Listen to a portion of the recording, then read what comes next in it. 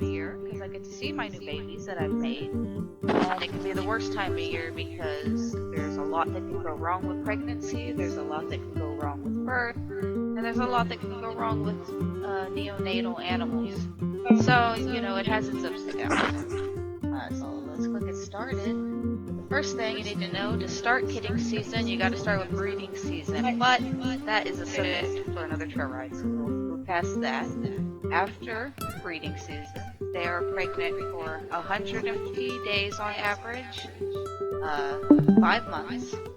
And for the first 3 months of that, you really can't tell any difference. The little babies inside are so small, you don't really need to change anything with the herd.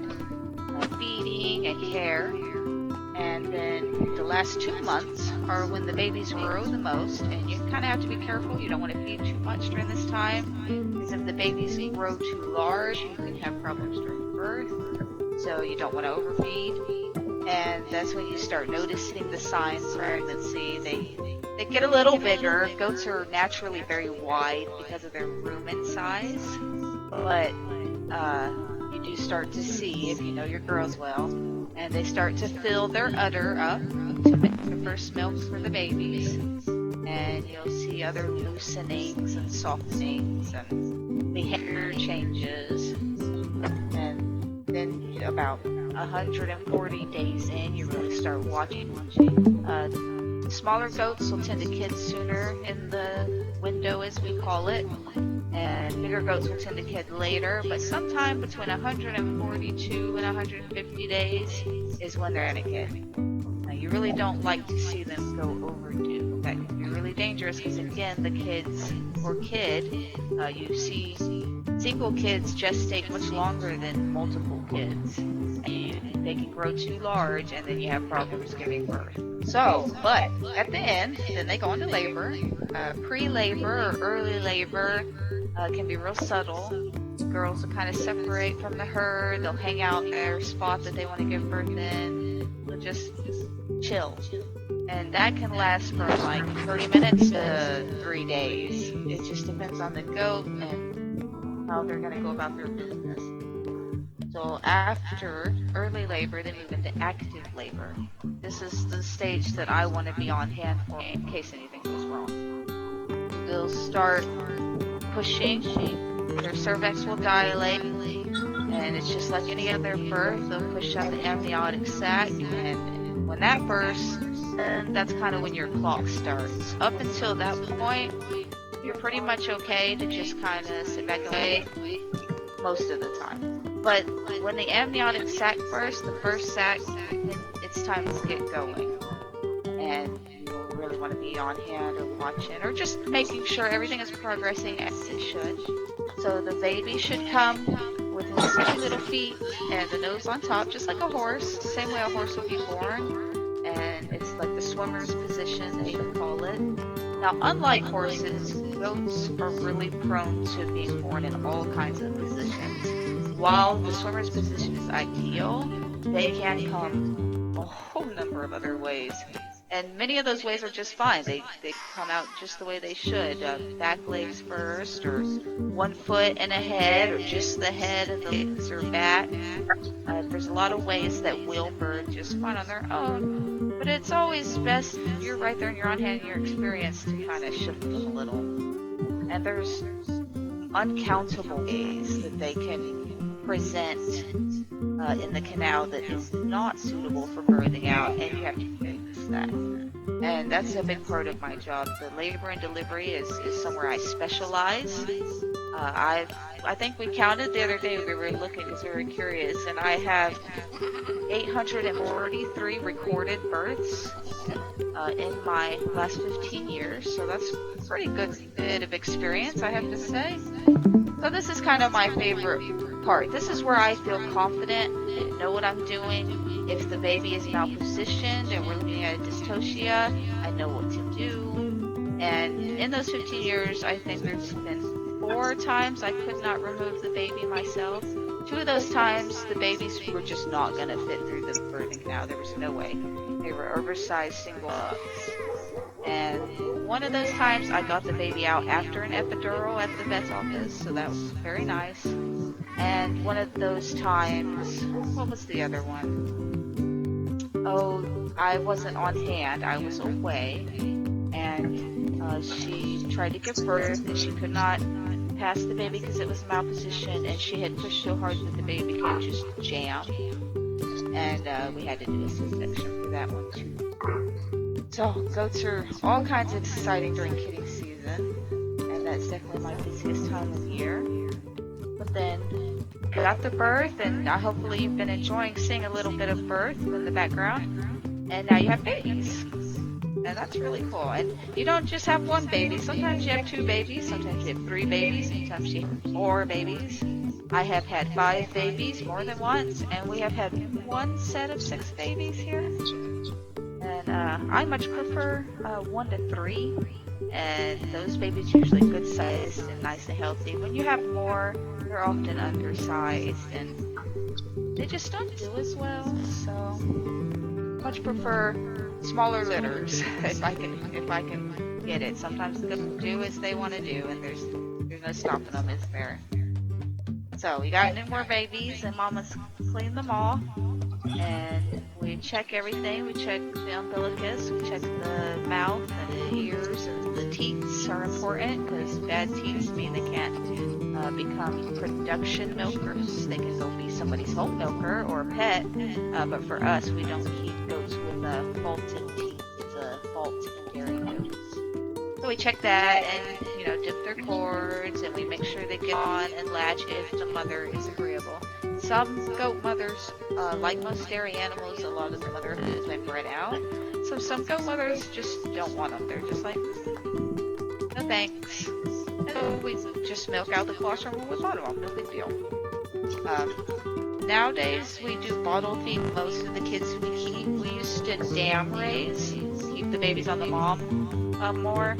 Over the years, we've really realized that to bottle raise them, we get to handle them more. We're able to see them way more during the day. They're much more friendly. They're easier to handle. They're easier to capture. That means that they get their health routine maintenance done better and easier. Illnesses are caught much faster. We can monitor their weight much better. And it's just overall better for everyone. So most of the time we do bottle feed most of the kids we keep, and every year a few others get to keep some babies. Because that kind of relationship's important, and it's nice for a goat who maybe doesn't have a lot of friends to keep a daughter, and then they grow up, and then she has like a permanent friend, and that's really nice. So every year there's a few. And bottle feeding is a great deal of fun, let me tell you. We start with 3 times a day. For a month at least, and then if they're ready we move to 2 times a day for 2 months, and that's when we introduce grain, and by then they're eating hay really well, and then we go down to 1 time a day for 1 more month, and then we have weaning, which is always a good bit of fun because not only do we need to wean the bottle kids, which is very easy, we just don't give them any more milk and they're real mad at us for a while. We also need to wean the dam raised kids. And a lot of times that does not get done until breeding season, and during that time we just spray out the young kids away, and so they can't get at their mamas anymore, and it's a big drama for a day or 2, and then they just kind of settle down and they know this is the way things will be. And hopefully when we put them back together, they don't go nurse off their mamas again. Because we have had issues where young goats will continue to nurse off their mamas until well into adulthood, and that can be problematic for a lot of reasons. So during that time, the kids will get all kinds of maintenance. They get vaccinated every 3 weeks. Yeah, every 3 weeks. CDT, which is Clostridium bacteria vaccination, prevents what we call overeating disease, but it's really an enterotoxemia, and that also is for tetanus. So that's always important. Goats are always poking themselves on everything. So they get that regularly until a certain age. They do get disbudded when they're young. That's the removing of the horn buds with an iron. Very unpleasant, but it lasts like 30 seconds. It's done. It's over. And they don't get horns, which are dangerous. Not just for people, but for the animals themselves. Very dangerous. So, they do that. They learn to get their little hooves trimmed. They learn to follow, come when called. A lot of them won't get these trainings until they're much older, but you know, they learn a lot. And they grow up fast. Before you know it, they're grown little goats. Now, it's not all fun and games. They're very naughty. They will find any hole possible to go out and run all over the farm, and then I gotta go get them. You know, and they're very delicate, and you do get very attached to them, and sometimes you'll lose one, and that can be really hard to deal with. But you know, for all the cuteness, you do get your, I don't want to say money's worth, but you know, a lot goes into making these, and a lot goes into raising them. And I've really talked mostly a lot about positive sides. I kind of left out a lot of the negative that can happen during kitting season. But I do want to say that this year, I can kind of avoid talking about it because we had a really good year. We didn't lose any pregnant mothers. We didn't lose any mothers to kitting-related issues, which can happen. At this point, just like last year, we are at 100% survival rate with the kids, which is super awesome. And all the ones we've kept are doing great. And I can't wait for you guys to see more of them. And I can't wait to share more. I can't wait till the next Goat Ride and Goat video. And I hope you guys enjoyed this one. I did it a little different. Kind of did a voiceover and put stuff in the background. So I hope you guys enjoyed that. So hopefully we'll enjoy the rest of our ride too. And I will talk to you guys on chat. Alright. Bye-bye.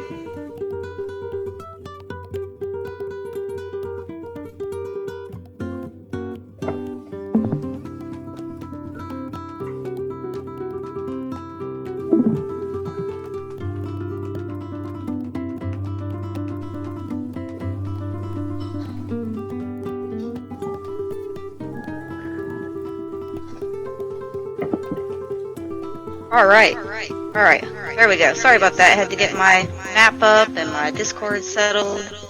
And there we go. Well, I'm glad you enjoyed it.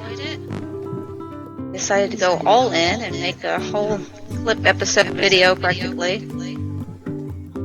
It's fun. It's fun to go through older videos and see stuff like that again. I mean, that's why I took the video, is to watch it again someday, so. My trivia go? It vanished from my screen. So let's start with some trivia real fast.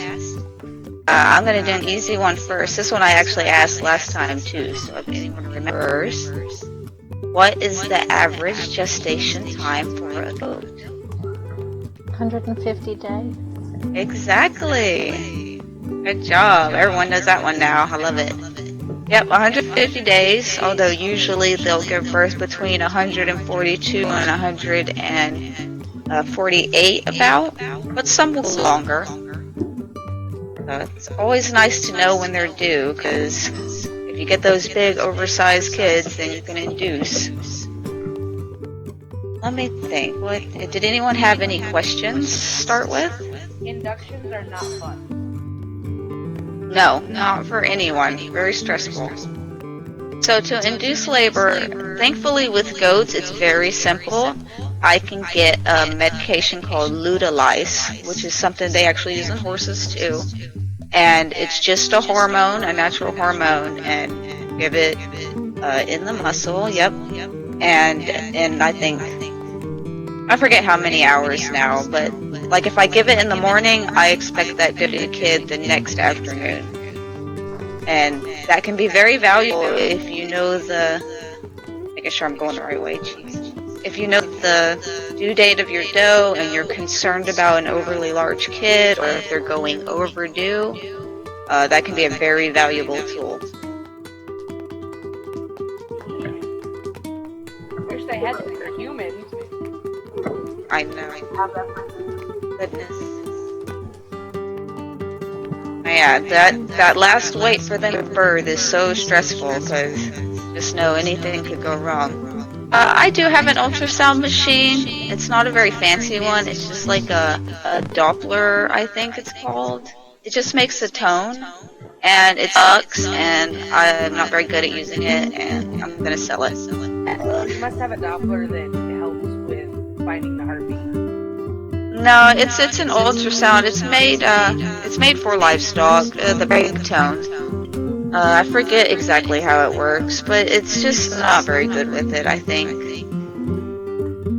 Usually it's just easier to just wait until the last couple months and then I can tell usually.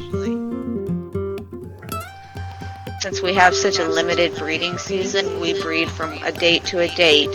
There's nothing before or after, so it's like, well, if you haven't kidded by now, then, you know, you're not going to. Oh yeah, definitely. Especially in the last week, they get real active and you'll see their little feet spinning out and you can really feel them moving in there. It's really cool. Poor mama goats.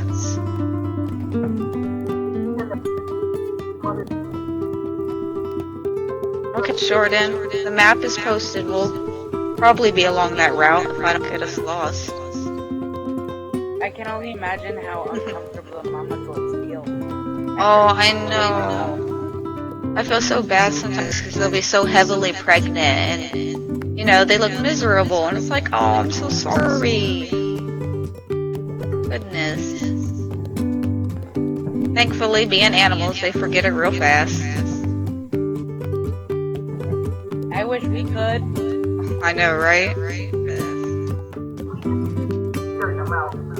Trying to think. I thought I could tell some birth stories. I'm trying to think what's a good one. So I know there was one really funny one early on. This was actually Minx's mother, June Rose, and it was the first kidding season here at the dairy, or the second one. It was the second kidding. And it was inside, and all of a sudden Francine, who is one of the farm partners here, she calls me in a panic. She was freaking out. She's like, oh my god, this doe is distressed, just throwing herself to the ground, she's rolling around. You need to come out. So I said, oh shoot, put my boots on, ran. Jamila, it's 6, and I should tell that story too, the first one. 6 twice. So I went out and it was June Rose, and I love June Rose because obviously that's Minx's mama, that's Hope's daughter. I was like, no, and she was throwing herself on the ground, I'd never seen anything like that. And she'd roll over and her legs were waving in the air, and I looked and I could see 2 little feet poking out and a little nose, and I said, well, it's in the right position. It's at the door. I don't see the issue here. So I just kind of grabbed the 2 front feet and it made an audible pop, and out he shot. It was a huge buck. And as soon as he hit the ground, she stood up perfect, fine, no problem, started licking him up and loving on him and said, oh, that was fine, thank you. All the drama gone, no issues. It was we just laughed because it was like, oh, we were so stressed, we thought this was a serious issue. But no, she was just being a little dramatic. Wow, that was fun. She had a lot of drama, that June Rose. It was a funny goat. Oh, I know, it scared me because Francine was freaking out. Like, that poor goat. Must have been very dramatic for her. Well, I'd never seen, and to this day, I've never seen it throw itself and roll over and wave its legs in the air like that. Must be saying, get this kid out of me. Oh, poor thing. Oh, Ursula, that's a very hard question. Oh, that's hard. I don't know. Oh, obviously, Bumble's baby is going to be a favorite because Bumble's my baby girl, and I have to tell her birth story because that was wild. And then her first birth was wild too. Worse. But so Phoenix, Bumble's baby, I really love her. She was running at me and like collapsing into my lap yesterday, and I was gonna die, so you know. And then Blue Eyes' baby, Ember's really nice. Quality-wise, I think Beetle's baby, Serafina, might be the best of the group, but she needs to grow some more. She's much younger than everyone else, so I can't say for sure yet. It'll be a while. But, you know, I could probably find a reason why every one of them is my favorite. Except for the perverted little buckling, and I cannot wait for him to leave. Because he is being really nasty with the little girls. And I'm not into that. He is a bad boy. Stuff with what half sisters in a way. Oh yeah, his half sisters, and he is being very naughty. He's very young for it, but you know, that's goats for you. As soon as he can be weaned, he is going to his new home. So he hit the teenage stage early. Oh yeah, he already looks like a little man. It's like, dude, you're like a month and a half old. Calm down. Alright, let me get a trivia in. Here we go. There are 2 terms for a dairy goat giving birth. One that y'all know very well, which is kidding. What's the other term? Anyone know it all? I think it's going to be a hard one because I'm not sure I've used this term very much at all.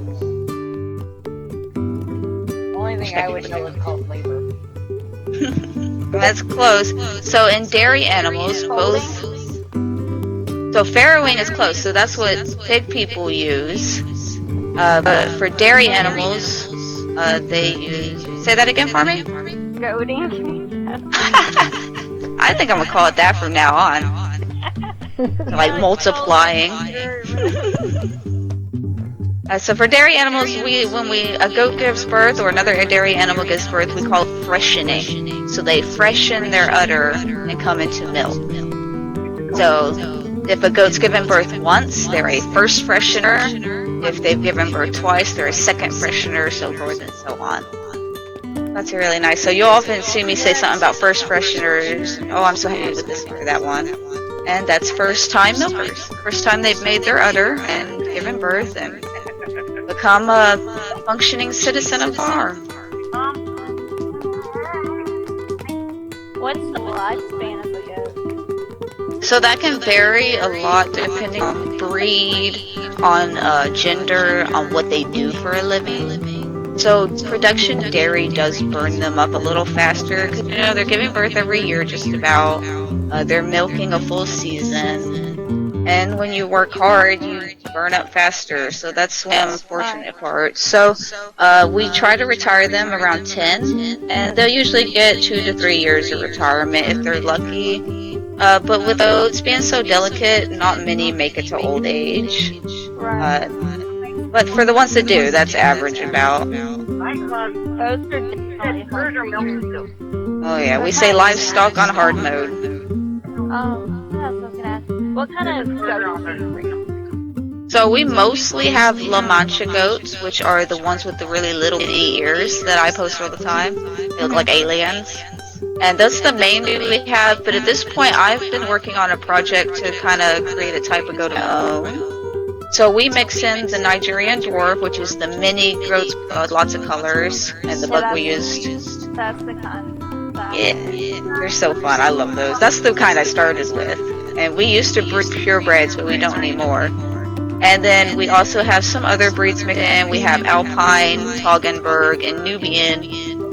Do we have any? We have one purebred Alpine left. I don't think no purebred Toggenburgs left and no purebred Nubians left. But we have a lot of it mixed in. And I like to mix back and forth because I'm just kind of working to find my ideal goats. I'm not quite sure what I'll call them, Ursula. For a long time I've called them Belms, E-E-L-M, because it stood for blue-eyed La Manchas. That was my original goal. But that's kind of changed a little, so I don't know. I guess it'll come to me when I see him. But it's been nice because I used to be with AGDA, the American Dairy Goat Association, and we bred standard for our breeds. We did all the paperwork and we did all the registration, and it was just like a ton of money wasted for nothing because we don't show. So since we don't show as a production dairy, you know, doing the thing the animals are actually meant to do, the AGDA doesn't pay any attention to us. So it was just a huge waste of money for nothing, and dealing with show people was like the worst thing ever. And I kind of felt restricted, and now that I can play with the genetics that I want to play with, all I see is improvement, and I don't feel restricted anymore, and I only breed for myself, mostly, so, you know, it's really nice to have that luxury, and it's really nice to have that freedom. Most people don't. Yeah, I used to have a friend, they, I guess they bred me goats. God, what is it called? It starts with a B, I want to say. Four goats? Yeah, I was thinking four, I'm sure. Probably so. Good old boar goats. We had boar goats here at the dairy when I first came here, and we milked them and everything. Big old funny goats. They're ugly udders. They were funny though. They all died off.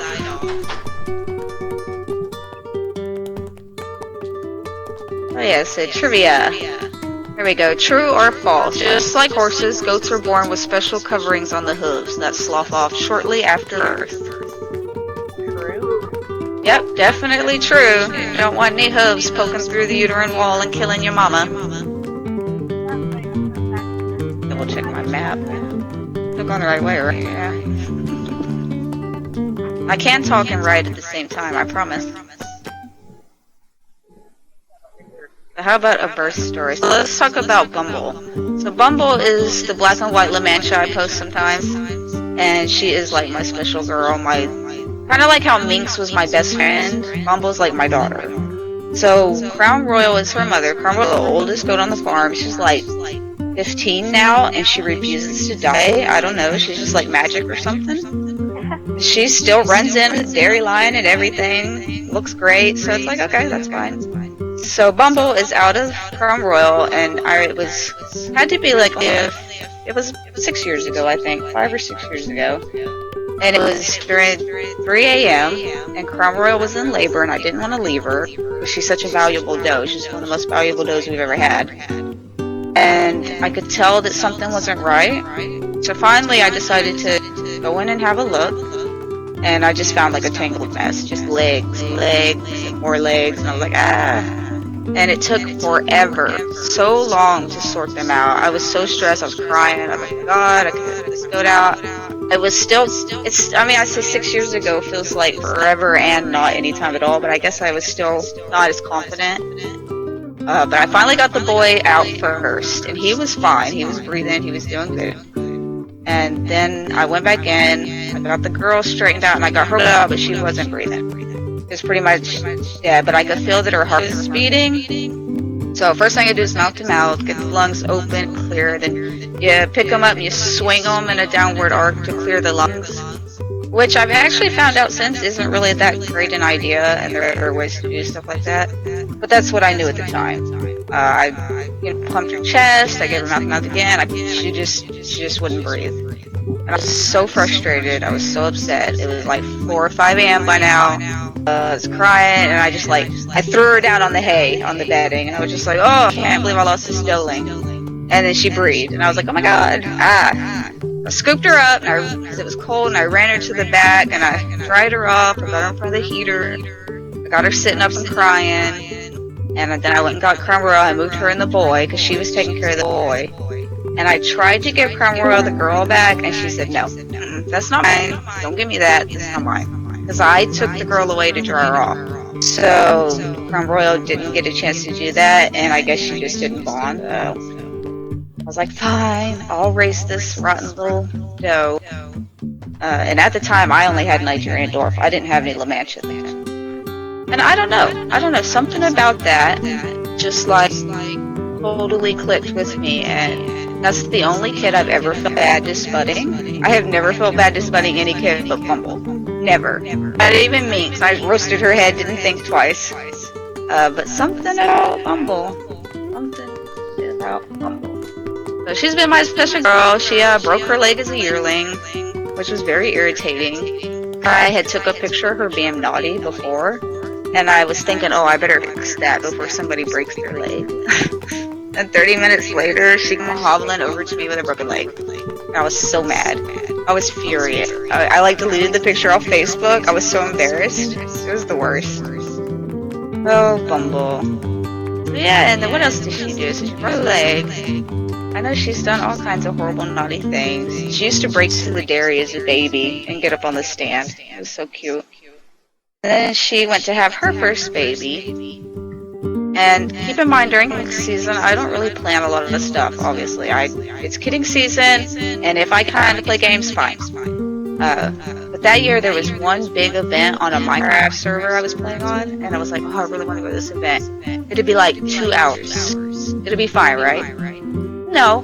Guess who goes into labor that day? Bumble. Of course Bumble goes in labor today, and I was like, oh, well, fine, be with you for your birth, and we'll get it done, and then I'll go in and catch up. No. I didn't go anywhere until I reach in and find the hugest baby I've ever felt, with the head turned back against the body, and nothing I could do could get that head turned around. Nothing. We tried forever, and finally I said, we're gonna have to pack up, we're gonna have to go to A&M. We packed her up, we went to A&M. Now, I better explain, surgery in goats is really, really dangerous. They don't handle anesthesia well, so you have like a 50-50 shot if your goat's gonna live or not, just going under. So to do a cesarean is serious. Like, you're looking at a huge chance of losing your dough, huge chance of losing the kids, and it's like the last option kind of thing. So we got her up there, we had her shaved, we had her prepped, we did the epidural, and the vet got there, and I said, why don't we try one more time? We got the epidural in, she's not pushing anymore, she can't keep pushing against me. So I went in, and finally I turned the kid all the way around and pulled it out by its back legs. And it was alive. This was like 8 hours later. It was alive. I could not believe it. Could not believe it. But leave it to Bumble to make her first freshly such drama. And of course, ever since, she's never accepted her kids. She headbutts them. It's like, get away! That's awful. I always have to raise her kids. Right thing. She kids real good now though. I've been at 2 of them. I was at this year's and I was at the year before last. The other 2, she waited for like the 1 hour. Where am I going? Sorry. I was talking about Bumble. Brain goes off. She waited for the 1 hour. I took a break. And she kidded on me that I'd come out and there they are. With her standing on the other side of the pen. Rotten goats. It's always something. She said, you raised me, now you can raise my kid. Pretty much. She said, here's yours, right? You wanted these, right? And it's like, yeah. And she had another girl for me this year, so I was glad. I wasn't going to complain.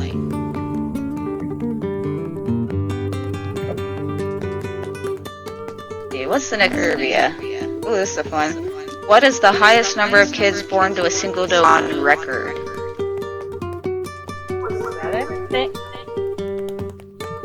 The highest one on record is 7. I think there was one who gave birth to 8, but I could not find the article for the life of me. I didn't look. I remember that. It was like a black Nubian doe. But yeah, but recorded is 7 to a Nigerian dwarf, of course. I just guessed at that. I didn't. Yeah, I looked everywhere, Lena, for it, and I could not find it. I don't know what happened. I know it existed. Oh, I know Ursula. Oh, yes, Jamila, that's right. Thank you for reminding me. So, the first set of sextuplets, right? Is that 6 sextuplets? I don't know. Whatever 6 is, was actually one of the first birds I did here on the dairy. So it was a Nigerian dwarf named Midori, and it was her first freshening. And I've had people tell me a goat can only give birth to like 1 or 2 on their first freshening. Those people don't know what they're talking about. So this doe's in labor, and we're sitting with her, oh, everything's good, and the kids start coming, and they keep coming, and they keep coming, and they keep coming, and I'm just like, dude, I look up at them, I'm like, your does always do this? So it ended up being 6 total babies, one after the other, all alive. I can't remember how many boys and girls now, but it was boy heavy, and they were all pretty spotted, and I was just like, what is this? Oh, they were so tiny. They were way too tiny. I do not like high multiples like that. They're just so tiny, and it's just like, oh, you need so much work. Uh-oh. That's a big reason why we stopped breeding purebred Nigerian dwarf. Because not only are they miniature goats, they would litter. Like, quadruplets became so common here, and I was just like, I don't like this. The 6, no. Half of them didn't make it. They were just so small they couldn't thrive. Nothing we did, you know. This was no fun. The second set of 6 was the same thing. Half of them just didn't make it. They're just so small. Now, the set of 5 that I showed in the picture, they did make it. They were very big and very healthy. And that doe later had 5 again too, and they were fine. She routinely had 4 usually. She was an overachiever, and she went to a new home to overachieve there. I was tired of that. Poor Kiko only has so much energy, and when you're squirting out 4 or 5 kids for me to feed, it's like, dude, come on. That's not fair to either of us. You're burning yourself up, and you're making more work for me. Let's not do that. Well, we only had a couple sets of triplets this year, and I liked it. I was happy. How many did you birth out this year? Oh, that is a good question, and my book is not here on my desk. Nope, it sure isn't. I want to say it was in the 50s. 50-something. We're not quite done. I have 2 does getting little udders. I think we're going to be March babies, so that's nice. Like, where were you when everybody else was, you know, partying? But that's okay. It'll be fun to have March babies. What color do you like the most? Can you say that again? Let me turn you up. I think something's wrong with my mic actually. It might have Oh yeah, I can barely hear you. Yeah, what color do you like best? Oh gosh, that's hard. Oh no. I had to think. Oh, that's tough. Well, obviously the color Minx was, which was like a super dark buckskin, which is very different from a horse buckskin. With all the white patterning, that's super pretty. Really beautiful chamois, which is kind of like a bay, a really pretty bay. And wall. Yeah, it's like, you know, a really rich mahogany color with black legs and face markings and a dorsal stripe. Gorgeous. And yes, Ursula, of course, I love the blue eyes. I can't tell you how thrilling it was to finally, after 15 years, have a whole litter of blue eyes. And out of my own genetics, like I didn't buy a homozygous buck to do this, I bred that buck. Out of my best doe, no less, you know? So it is cool. It's super cool. And I have to stop sometimes to remind myself, you know, and it's okay to remind yourself when you've done something super cool to go, hey, that was super cool. Pretty awesome. Where did my trivia go? Run me over. Okay, alright. How about some more trivia? We gotta get through all the trivia. Which of the following is a sign of impending kidding? Udder development, loosening of the ligaments, isolating self, or all of the above? all of the above. All of the above, plus more. Sometimes none. Just depends. Oh, that reminds me of a good story. And it has a happy ending, so that's nice. Let me get my map up so I make sure I go the right way. I'm an idiot. So this was quite early on too, and I had this still Apple Blossom, and she was really sick during kidding season. And I could tell she wasn't pregnant because, I mean, she was so skinny. So skinny. She had this really bad diarrhea. She was just sick, and nothing, it felt like nothing I could do to get her well. It was so aggravating. So I was like, okay, well, you're not pregnant. We'll keep treating you. Fine. And so I'm out in the barn. I'm working with another doe who's giving birth. All's going well. And I heard a grunt. And you know what that grunt means. So you turn around and start looking. Who's doing it? And it's Apple. And she gives birth to 2 huge, healthy, perfect doelings. Just right there.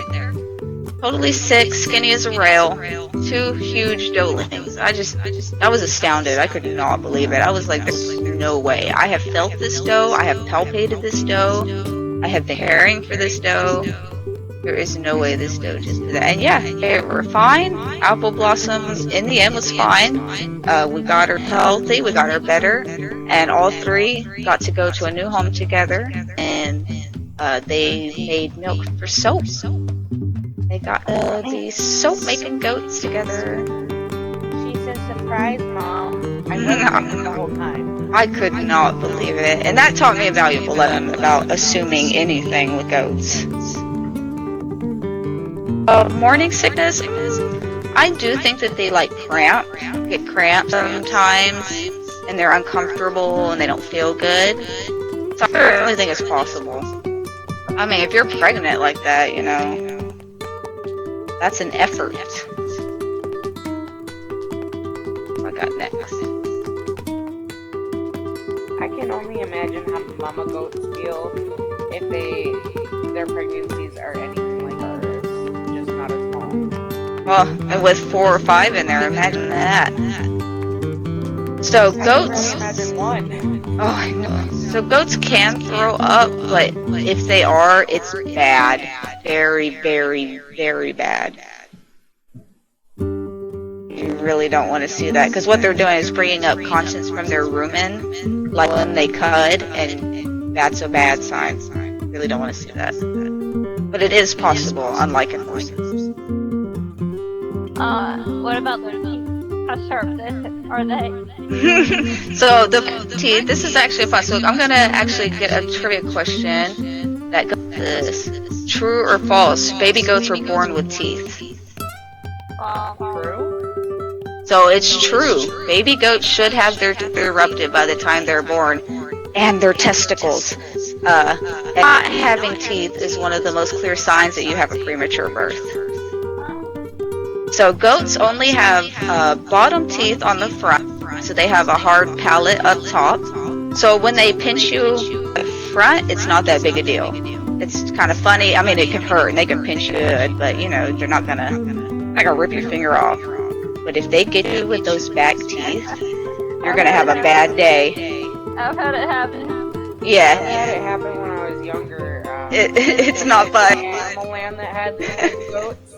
I had one suckling on my finger, and then next thing I know it, my finger got to the back of its mouth and chomp. Oh It no. feels like they have like a blade of razor. Yes. Like a little grinder. It's like a chainsaw. So that's a really good question. So floating goats is done, but it's very uncommon. But they are very prone to tooth abscesses. I'm actually dealing with 2 in the herd now. And that can be really irritating because it can cause them to lose teeth and then have dentition issues. And it's like, you know, never anything that isn't ideal you never want. But most of the time they heal up just fine. It's never really a deadly.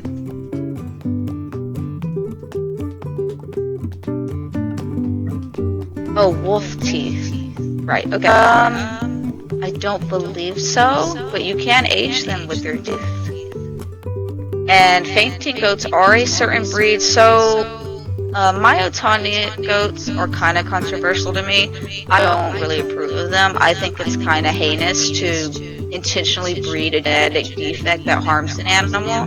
And when you're a prey animal that can't run away because you're startled or upset or overly excited, I just kind of think that's kind of sick, to be honest.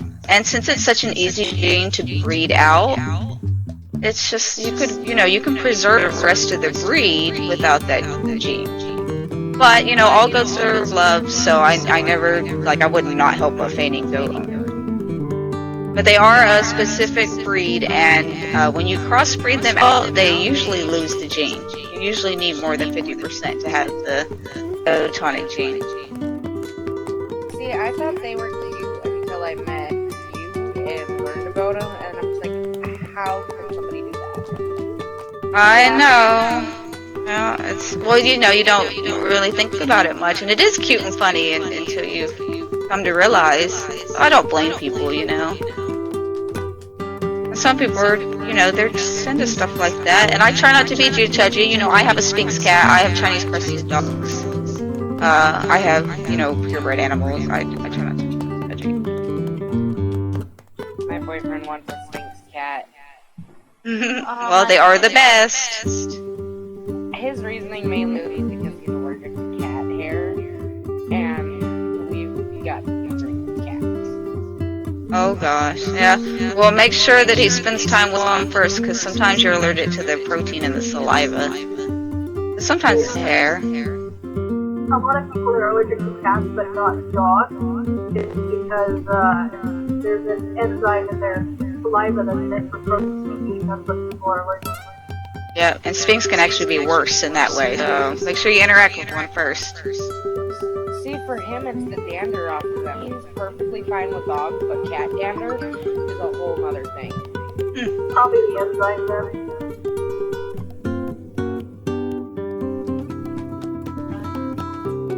Alright, we only have a few more questions. Let's get through them. So how long after birth can a goat kid absorb the antibodies from colostrum? I want to say 24 hours. 3 days. Oh, I wish. So the first 4 hours are the optimal time, and by 12 hours, they no longer can absorb those antibodies. Colostrum is used after that. You have a very, very short window to get it in. Yeah, I was gonna say, wouldn't it be similar to horses? You have to Oh yeah. get it right away. Right away, as soon as you can get it in there. Alright, let's see. So we did the teeth one. Alright, so what's the term for removing the horn buds on a baby goat? But Disc budding. Good job. So I actually did a couple yesterday.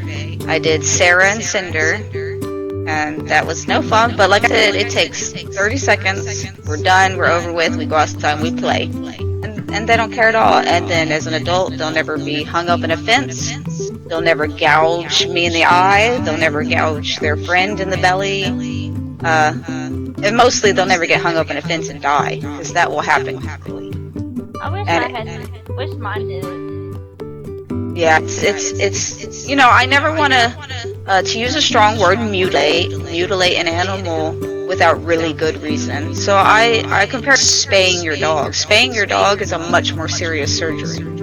But we do that for the health of the animal. So it's very similar. Yeah, I had one job. I had butted my horse and just happened to hit the eye, and it was like, the horse died with watering and all. But keep on butting at the horse, and I was like, yeah. Oh, naughty. We don't. Goats can be rotten. And yep, when they have horns, they know they have horns and they will use them. We have had horned goats here, and I either removed their horns or they unfortunately met a bad end because of their horns. Radish Booty Day out. Yeah, Your pet's been busting in and out. Goodness. Yes. These naughty Yeah, goats. I think it's some sort of bug. Because Yeah, it's been happening I to think me with my other pets too. Alright, so we got 2 more questions. True or false? Baby goats in utero all share the same placenta. False? That's right, false. Oh, don't fall! Ah! So, while multiple babies can share a placenta, can also each have their own, or a combination of the two. Goats have 2 horns to the uterus, so you can have babies in 1 horn or both. I just saw Lauren and Jamie fall off. Oh no! Oh no. They're trying to parkour. Parkour goats. Alright, so I have 1 more. So how many kids did Kiko keep this year? 50 something now. Oh my lord. No, you had 50. I think my I want goats to say are he kept all but like 4. Oh my gosh. There have been years like that, don't tell anybody. So I have kept 19 total, but 2 of those go to a new home at weaning. So only 17, yay me. I did so good. Last year I kept 22. I was close. I said all but 4. We have made it right on time. Let's get these goats a dancing. I hope you guys had fun. I hope y'all enjoyed. Yes, this was an awesome trail ride. Thank you. It was, even though I was late. That's alright. You'll get my orders. Oh, well, I will post the video shortly that I played. Why can I not run? There we go.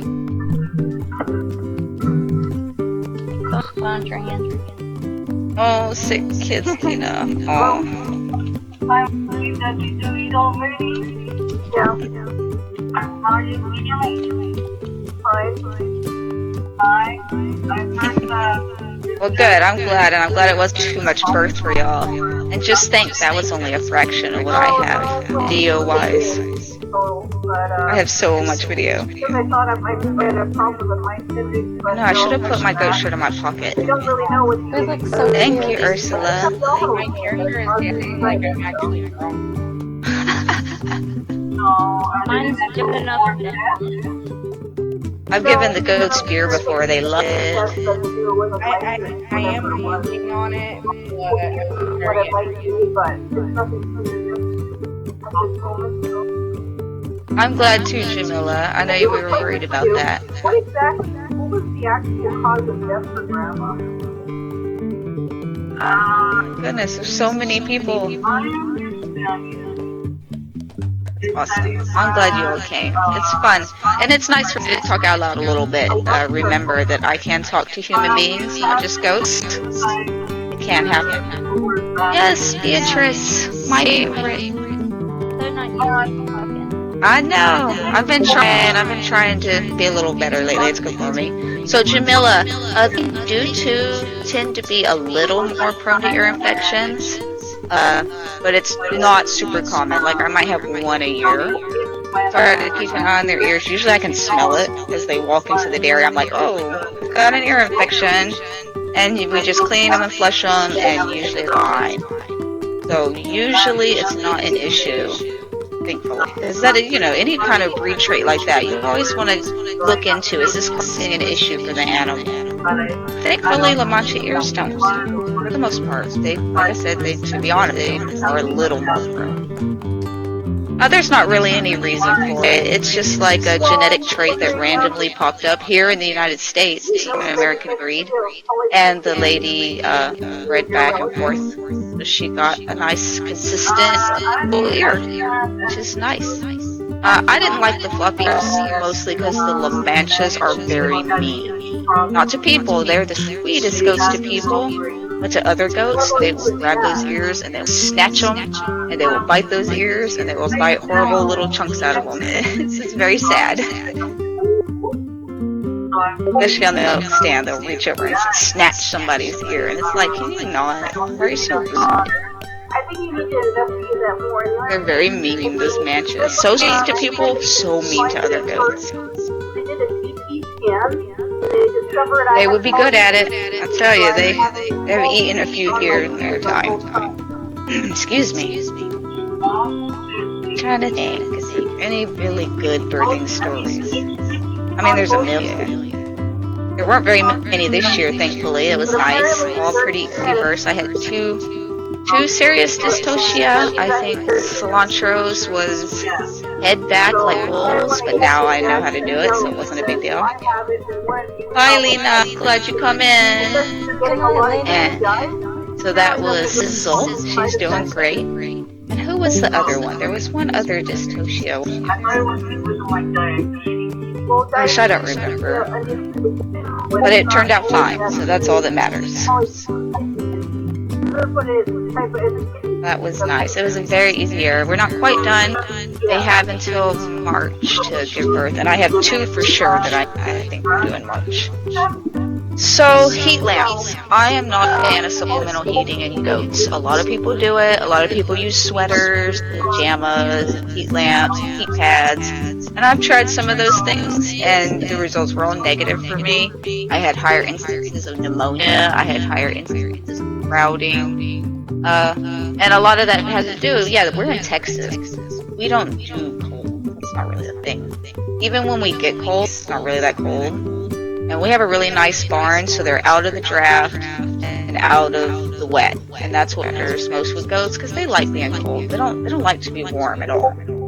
So we don't do any supplemental heating, and since we stopped doing that, our survival rates went way up. So I always tell people, and I've had people get babies for me and then cook them to death under a heat lamp, and it's just like, oh, please don't do that.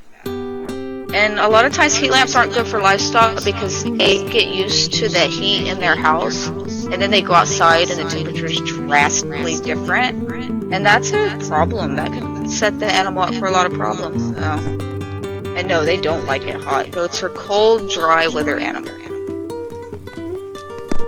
And yes, heat lamps in the winter and fans in the summer. Those cause the most barn fires.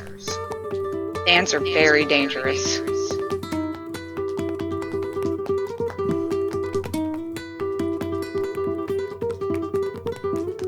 Oh yeah, some people bring them into the house, and if you don't have a barn that you trust, that's definitely a good option.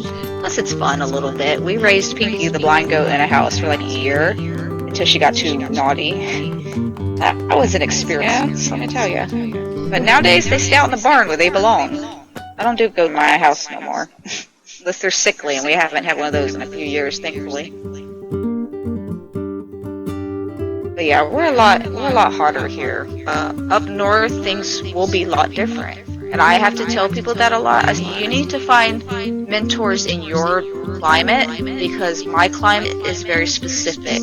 I live in the hardest climate to raise goats in, which is hot and wet most of the year. So you really need to be talking to people who have the similar climate to you, because they'll deal with the similar problems. And if you don't have the same problems and climate as me, then I'm not going to be able to give you as good of advice as they could. So that's really important. And I always tell people these days, you need to buy your breeding animals from close by. Bringing them in from far away, you know, that can introduce new bloodlines, but you're also introducing genetics that are accustomed to a whole different climate, and it can weaken your lines. Yeah, talk about it. Because that happened to my horse, I think. Aww. When I don't sweat. Oh, bless you.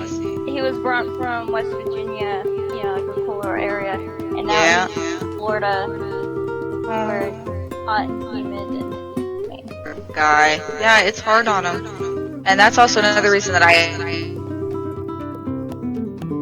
mostly keep my own babies, and I don't buy goats anymore. If I keep and raise my own stock, then they have the natural immunity bred into them in our already very difficult location to live in. And I'm at the size now where I can do that, and I have that luxury, so that's nice. I think if I want to get goats, I'm gonna move to Texas. Then I can get Eagle goats. There you go. You're not the first or last to say that, I'm sure. I have someone in New York who has a ride set up for a buckling. And it's just like, alright, well, as long as they pick them up, I don't care. Yeah, people do keep house pets, and those people are crazy. Goats are not house pets. Even blind, silly ones. They trash everything, they poop all over. You're not house treating them, I don't care what anyone says. We got Pinky to make a certain ball, it was really weird. When she peed, and that was as far as we got. She would announce it, I'm peeing everywhere! It's like, oh, thanks. She started. Vacation down to Texas and go visit Kiko. I mean, I have somebody that I have played Minecraft with for several years that's coming in February to pet the goats and meet me. So, well, meet the goats, not meet me. So, I want to meet you and pet the baby goats and play with the baby goats. during kidding season, I'm busy anyways. Might as well have people out. I'll help you with the kidding season. There you go. We'll take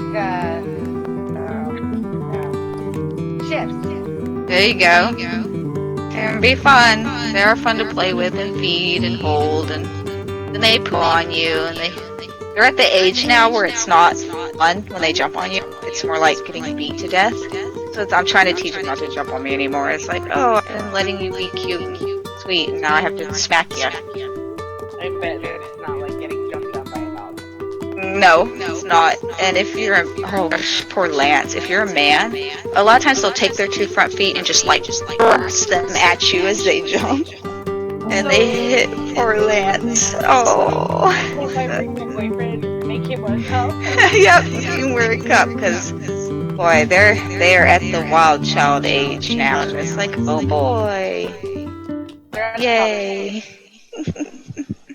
Lance is a good name. I love that name. That's our cheesemaker and Francie's husband. Awesome. Me and McShovel both have a name. Oh, nice. It's a good name too. I like that name. Yeah, come pet goats. Come take selfies with them. I've had people show up and like take a selfie with minks or another goat they really like and barely talk to me, and it's like, no, that's fine.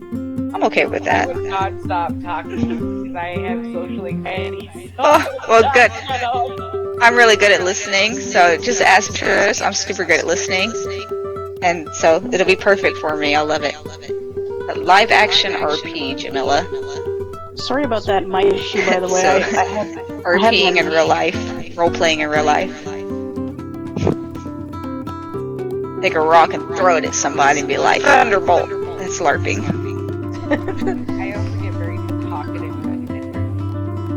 Oh, I can get like that sometimes. Get a little chatty. They don't call me High Goat for nothing. I'm feeling it now. Oh gosh. Well, it's one of those. Well, it is Friday night, right? I don't ever know what day of the week it is. I know it's Friday night because I milked the evening milking. So it's Friday night. Yep, Friday night. I have the whole weekend off, so Friday night is get drunk night. Heck yeah! It's the weekend. Look at all these dancing goats. I love it. I snapped some photos for it. Oh, thank you. I've been switching my goats in and out. Oh, nice. You named two of mine because you have a ratatouille and I have a turnip Yes, love turnip tail. Name the other two. We're gonna have to figure out good names for them. There's only so many words for butt, so we might have to go to new body parts.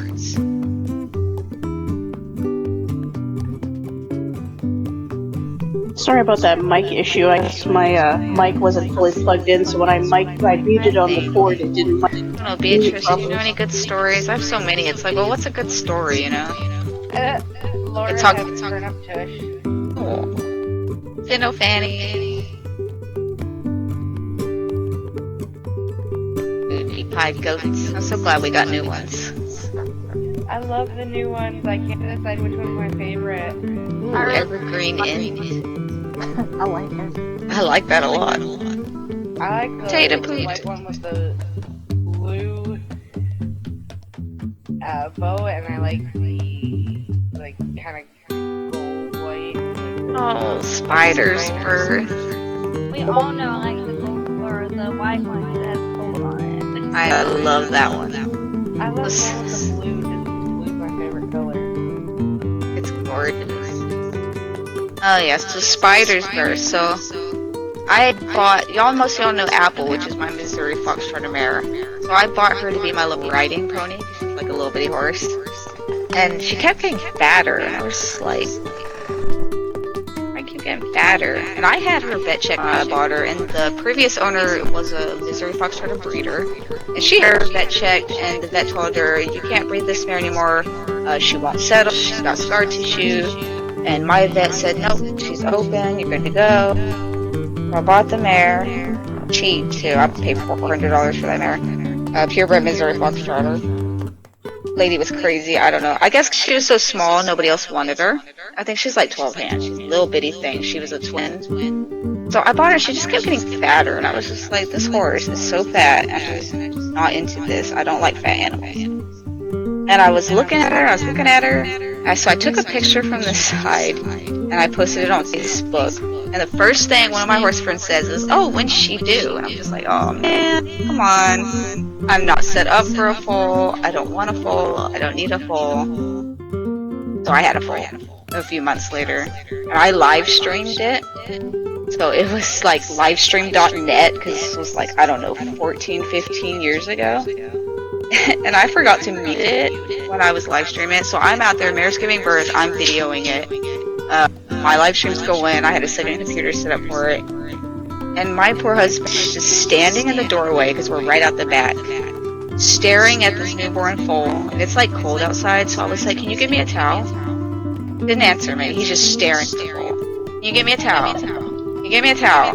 So I finally shouted, I was so aggravated, it was cold, I wanted to get this foal dried off. Can you get me an effing towel? So I finally got my towel. And then so it went fine. Foal got dried off. Everything was great. I now had me a foal, despite everything. Yay! And I went and looked back at the chat, and everybody was commenting on me, cursing at my poor husband. That wasn't necessary. And I was just like, oh no. So about. Sympathize with you. I know how it is when a guy's not listening to you. In his defense, he'd never seen a foal before, so it was quite an experience, I'm sure. So it was very funny, and like, maybe 8 years later, here at the dairy, I had two ladies come buy baby goats, and they were like, oh, we were watching that night, and it was so cool, and then you yelled at your husband. I was like, oh my god. All those years later, then they were, yeah, we moved to Texas, and the first thing we wanted to do was come get some baby goats. And I was like, oh, that's so weird and cool, but kind of weird a little, just kind of, like, not weird in a weird way, but weird that people moved here and then wanted to buy my goats, you know. Even though people say it, you're like, oh, actually does happen, huh? I would totally move to Texas and then look you up and be like, you go, I want to buy goats. Get some goats. Well, lucky for you, I sell goats to friends still. Otherwise, I have a lady who sells them for me, because I don't like dealing with people. People annoy me, and they give me headaches. I just, I have the tagline on my Facebook. It says, I care about the goat, not the rest. And that's exactly it. I don't care about nothing else. I don't care about all the goat drama that goes on with the goat people. Leave me alone. I care about my goats. If you don't like my goats, I don't care. Go away. If you like my goats, that's great. You can hit the like button. Otherwise, leave me alone. Thank you for coming, Liz. I'm so glad you were here. Good night, Liz. They're so cute. I do seem to infect everywhere I go with goats somehow. I'm not really sure how that happens. You got me with the goat virus. I'm telling you. Everywhere I go, and then I've now made this straw goat into a thing. And then you showed us the baby goats, and now I need to watch. Oh, they're so cute. Oh, I never get tired of it. Doesn't matter how many times I'm there at a birth. Doesn't matter. I'm never, ever tired of it. I must actually witness a birth at one point in real life. That's a video. It's pretty cool. Like I said, it never gets old. Never gets old. I've had a cat birth before and a dog birth before. Never. Oh, I know, Ursula. Totally not into Oh, I just do my thing, and, I guess people like it. I don't know why, but okay. I'm certainly not gonna say no to talking about goats and posting pictures of goats. Videos of goats. I do. Well, what's Radish Booty more than me? I'm Radish Booty. That silly name I gave her. I don't know. It just popped into my head, and I don't even remember what I was doing or why, but it was like, my name's Radish Booty. It just is. There you go, Ace. I love geese too. We have 3 geese. And if I had time, I would probably raise geese too. But, the goats take a lot of time. Trying not to give myself more chores, but they're so fun. Sometimes I have to beat up the male goose to remind him. Are you asking how I got into goats, Mishka? Oh, I'm getting hot. Yeah, that's a good question, Ursula. I'll get back to you on that. So, how I got into goats. So I've always kept animals my whole life. Ever since I was a little big kid, parents were into animals. When they weren't doing drugs anyways. My dad was really into reptiles and things, and my mom was into exotic mammals and things. And they were both into, livestock and things. And so, there was always some kind of animals being bred and raised. And it was just always part of my life. You name it. Wolves, alligators, horses, goats, sheep, snakes, all kinds of snakes, turtles. I could go down the list forever. So I was always doing that. So when I got older, got married, we were living on the family farm. So I got chickens, because that's what you do. You get chickens again. Gotta have eggs. And I don't know, goats were cute. They looked really cute. I wanted something different to raise, because I was kind of getting out of snakes and stuff. I wasn't breeding those anymore. I wanted something small, but something cute. So my excuse was dairy goats. My husband drinks a lot of milk. I actually hate milk. I think it's disgusting. I don't know how anyone can drink that stuff. And I raised dairy goats, mind you. So I told him, well, let's get some little dairy goats and then we can have fresh milk. So we got a doe and a wether, Hope and Uno, and we stuffed them in the back of our car and drove them home. And the first thing he did was escape, run away. I had to go catch them back, fix the fence. Rinse and repeat for the next 15 years. Pretty much. Well, started with 2. And what happened is I discovered how challenging they were. I discovered dry. I eat cereal dry like potato chips. I discovered that there was almost no information about keeping dairy goats successfully that was true. I found there was a lot of myths that weren't true. And so I don't know, it just grew into something I felt comfortable with. I was happy with them, even though they were super challenging. Because I've raised so many animals, and I would breed them and do all the things you're supposed to do, show them whatever, and it was like, well, I did it all, you know. There just wasn't that connection, so I would move on to something else. I'd breed that and show that, or do whatever with that, and move on to something else. Breed that, show that, do something else. But with goats, it just stuck. They were challenging. I never was bored. I never feel like I know it all. I'm not even close. Every 5 minutes, they're teaching me something new. So ever since then, I have had goats. I kept goats on a hobby level for 4 or 5 more years. And then I started working at the dairy, and then I moved to the dairy after the house fire, which was already planned to do. We were going to move to the dairy anyways. That was annoying. And then I've been here a little over 10 years living here, so that's nice. So on a professional full-time level, over 10 years. I've helped other people show their goats, but I have not personally shown my goats. I used to show dogs, and I showed rats, and you know, the show world's fun, but not really for me. So rat? Yeah, I bred show rats for quite a while. It was a lot of fun.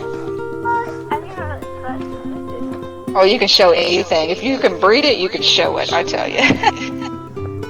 Thank you, Jordan. A lot of my goats that I sell do go on to show, and that's always really awesome. I offer a discount if someone shows and they send me a picture, they get a discount.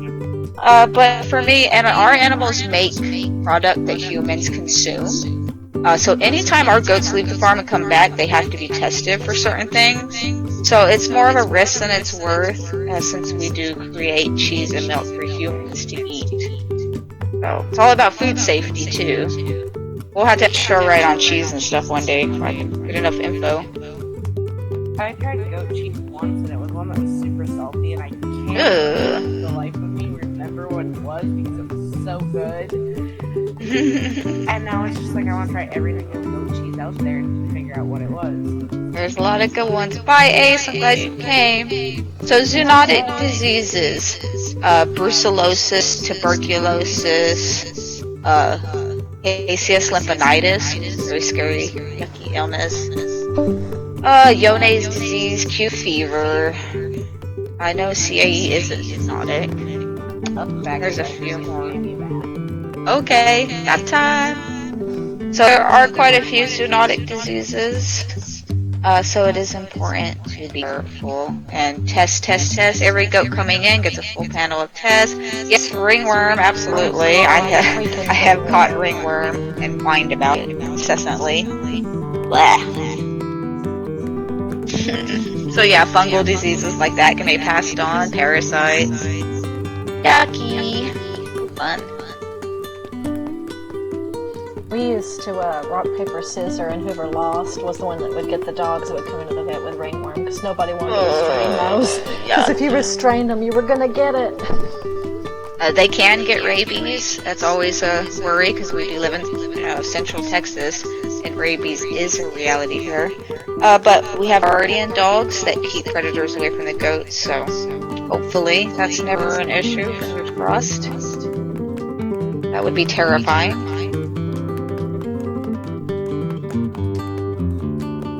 Oh yeah, I catch ringworm all the time, I feel like. Only like once in the last few years, but like, ugh, I don't like it.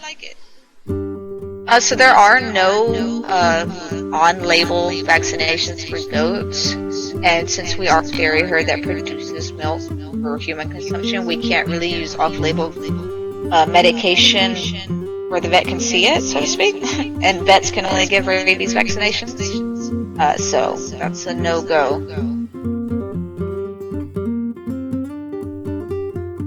Yep, ringworm is a fungal infection, and it's in a misnomer.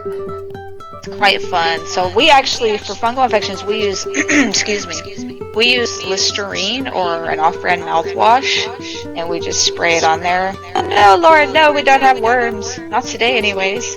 And that works really well for a lot of fungal infections. Rain rot, hoof rot, ringworm. I'm glad I'm not the only person that thinks like plain brown Listerine is a miracle drug. Oh yeah, I don't use it as mouthwash. I use it as an antiseptic. Oh yeah, that stuff is so good, and it's so much cheaper than other stuff. Works great. It will kill anything. It really will. It will also cure a zit overnight. Ooh, might have to try that. Burns a little.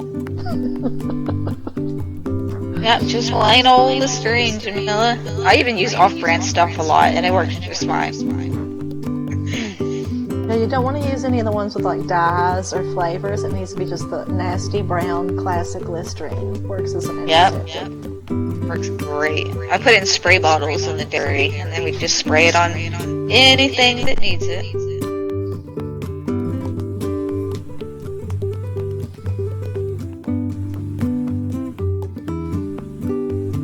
That is the funniest thing I've ever read, Laura. Oh my goodness. Oh yeah, well, with a herd this large, I have to find every tip and trick in the book. And I have the luxury where I can experiment and push boundaries a lot more than people with other herds or smaller herds can do. Or, you know, they feel they have to go by rules or standards, and I kind of push boundaries a lot. And sometimes it pays off, sometimes it doesn't, but the Listerine definitely paid off.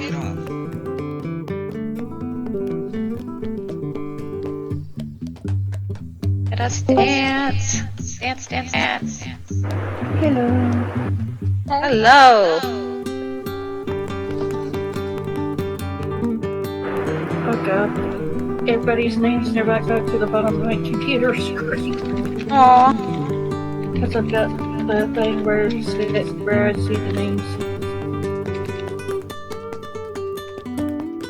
Oh, I had that earlier, like, nobody was visible, but it was everyone's names on the ground. It was really weird. Oh, that's strange. I was like, what are you doing, game? Did I just see someone else is allergic to Benadryl? I thought I was the only person allergic to Benadryl. Oh gosh. I'm so glad I'm not a total freak, because I'm allergic to Benadryl. True story. If I even look at a Benadryl, I will go to sleep. It's got the things you have to go for you. It does, but I can use Zyrtec and Claritin. I just can't use Benadryl. Goodness. Oh, that's a good thing I don't use my medicine hardly. I wouldn't if I didn't have to, I'll tell you what. They pumped me full of it. Oh gosh. Alright, y'all, I guess I should go. Well, thank you for coming. Yes, thank you for coming. I was glad to have you here. I'm gonna go pick out polar wrap now. What I'm gonna wear. Well, good luck. Aw. Well, if I can survive this, you can survive that easily. Last time she was walking. Good night, Shorty. Aw. This morning she was pretty frisky. She was trotting around, her tail all up. Oh, good. You guys will nail it.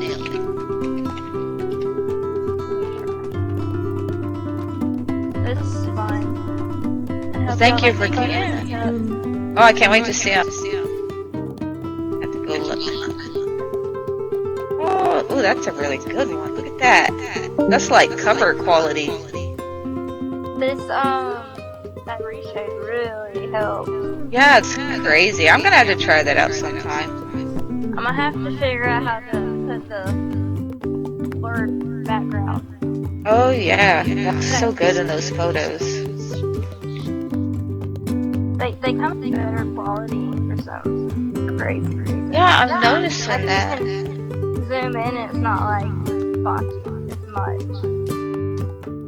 Thank you for coming, Ursula.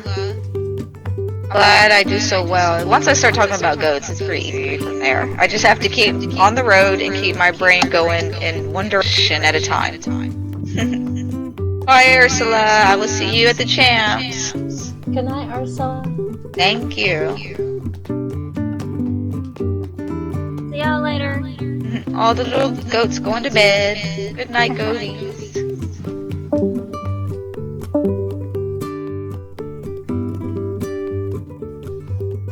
Oh my Gosh, dude, the goats were so bad today. So I have my kidding area, which we call the safe space because it's to be safe.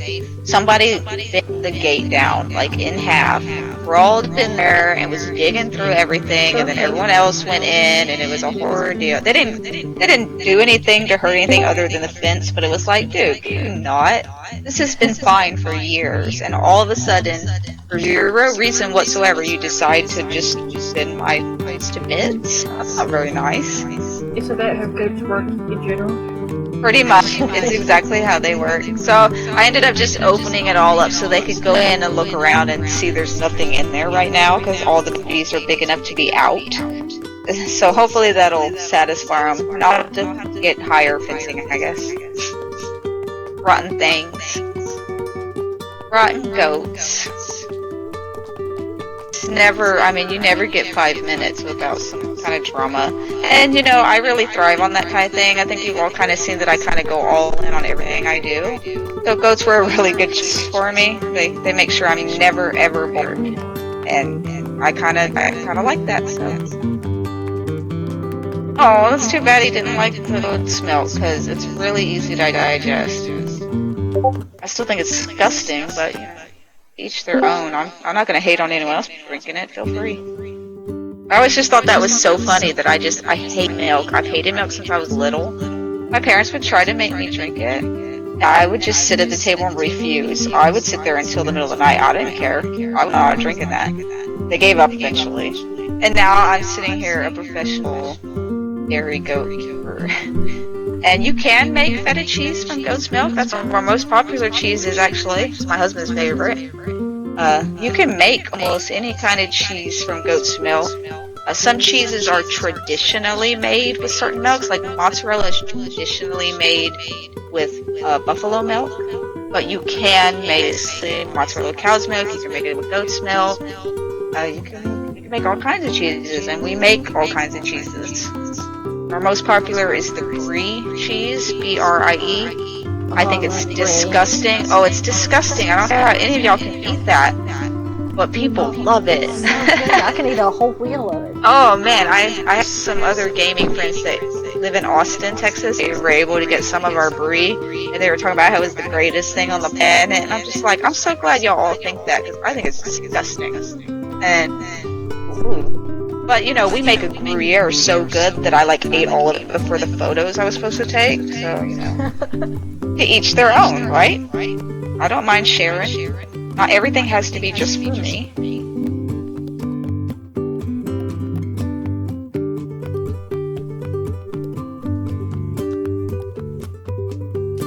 Who's taking care? You got that? Good job, Jordan. You got that. Yeah, excellent handling of that, Jordan. Thank you. Nailed it. I was admiring those pants with that shirt. That looks really good.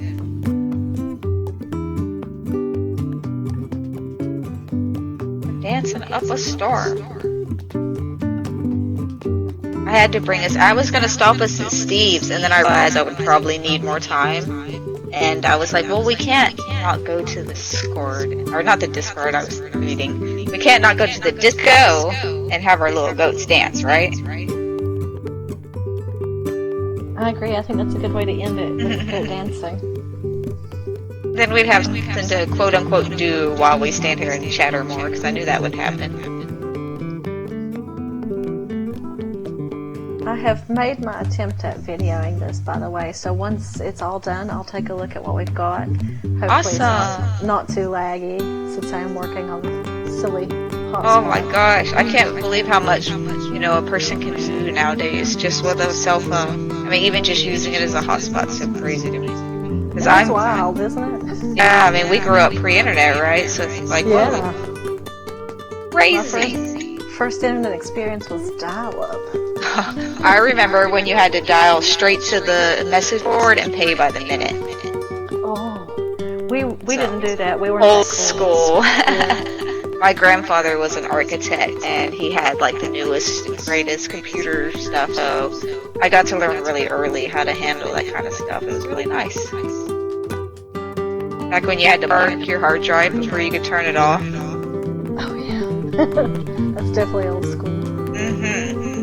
And installing Windows 3.1 off of like 15B drive disks. Oh god. Those were good times. Installing anything off a stack of like 6 floppy disks. Oh my gosh. Oh, epic. The best. The best. Or firing up your games in DOS. Oh, that is so... I still do that. I have to run a DOS emulator because there's a DOS game I still play to this day. I can remember picking it off the shelf in 1995 still, and I've played it ever since. The chat. Rhymes with Honda Accord, I love that. Oh yeah, that's great.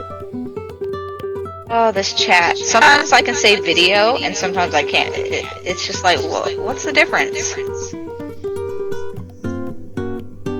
Like earlier, I said video just fine, and the next line had video in it, and it would not go through. And I was like, well, video is the only word here that it could be.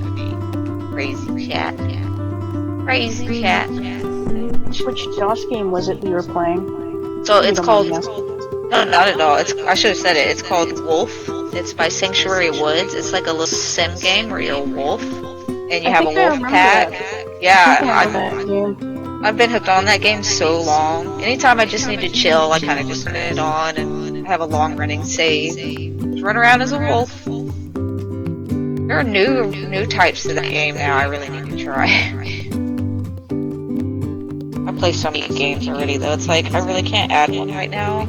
Yeah, Wolf Quest. I played it back when it first came out, eons ago, but I haven't tried the new version yet. And I really need to, because I love this type of games. I already play, like I play this every day, and now that I'm a leader, I put in a lot more work, and I play Minecraft every day because I lead a server for that too. I have hunting friends that miss me, that I really should be playing with, and then single player games. It's like, Don't get I really need to... Yes, Survival Evolved then. You don't want more hours. Oh, I spent my time there, don't worry. I have it installed, and it's like, don't open it. Just don't. Leave it alone. I have enough games. I stopped playing because our basement flooded, so I didn't have space to use my desktop anymore. Oh, gosh. So I'm actually playing on a laptop. It's a gaming laptop, but yeah. That Arc is such a pig. Yeah. There's no way I'd be able to play it on my laptop. Oh yeah, that Arc is something. Good luck playing that on anything that, the best. It probably could handle it, but I'd be worried about lowering the level of my laptop, because that game... Yeah, definitely. You definitely would, so probably a good idea to wait. Hey, that Rivershine Valley is being worked on, and I think computers will be able to play that easy as pie. Pretty cute. She plays Ark on a laptop. Oh, Scarlet missed Need it. one tough laptop. Oh, I know. That game. Like, it really is a pig. So poorly optimized. It's like, y'all, hopefully their next iteration will be better, though. We're working on a new one. Have you seen the trailer for Ark 2? It's starring Vin Diesel in it. I think I did. It's been a while, but I think I did. I watched so much stuff, it's like, what did I watch? I think I did, though, because that's something I would have watched, so yeah. I'll have to check it out when it comes out. He looks so out of place in the trailer because you can tell that they're trying to make up new people, like they don't have a face. So their faces all look the same except for his face, and he looks so different. It's not even funny. Bless their hearts. Because for some reason they made all the other characters very native looking, like some Neanderthal looking thing. That's But weird. they're trying to mix it. But the problem is that Vin Diesel has a very white, Hispanic-looking kind of face. Like, it almost looks like he's Portuguese. I don't even know if he is Portuguese, Oh but it my looks very gosh. Portuguese to me. I'll have to go rewatch it now to see what I think of that. It looks creepy, especially when you're comparing, like, the kid, because he keeps trying to save this kid in the trailer. Oh my goodness, Lauren. That's always really interesting to think about, all that crossbreeding back in the historic times that probably took place. Really cool, honestly.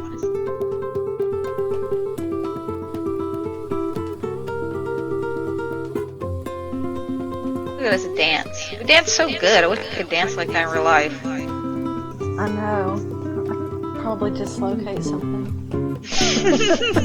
Oh, I know. I picked up the water bottles wrong, or the baby bottles wrong. And it was really heavy because it was like 6 bottles that were full. And I don't know, it felt like it broke my shoulder. It's just like, oh no, I'm getting old. Ugh. In a wagon. I was putting away a case of pizza sauce for work today, and I swear to God, it felt like I pulled some muscle in my chest. Ow. I struggled to breathe after. Oh, that hurts so bad. I actually tore a muscle in my chest dragging a seizing goat out of the mud because it was raining. And it was the biggest goat we owned. And I panicked. Oh, always, of course. And I panicked because she was laying downhill. It's really bad for them. So I just dragged her. I didn't wait for nobody. I didn't call nobody. I just dragged her up out of the mud and into the barn. And I didn't realize it till later, but I tore the muscle on the left side. Oh, it used to feel like a heart attack. Like I would lay in bed going, well, I'm having a heart attack. I'm dying. That's it. But it was just the muscle healing. I have to be careful with it. When I did that, I'm just like, oh my God, I'm having a heart attack here. It's the worst. It's so awful.